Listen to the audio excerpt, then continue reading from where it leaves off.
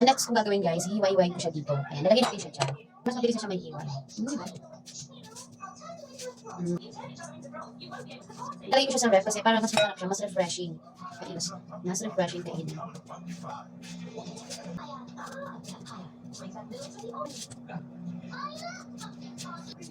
Maputi.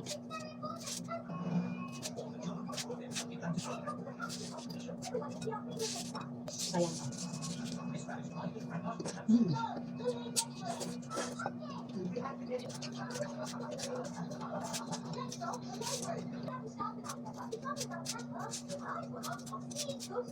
Dami.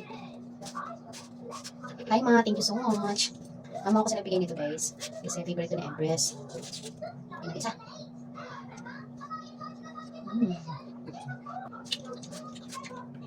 Sana lang nilagay natin sa ref. Yan, tapan natin. Ay, nalaglag! Tapan natin. Ayan. Meron pa ako lalagay dito guys. Ayan, meron pa tayo dyan. Talagay natin yung natitira.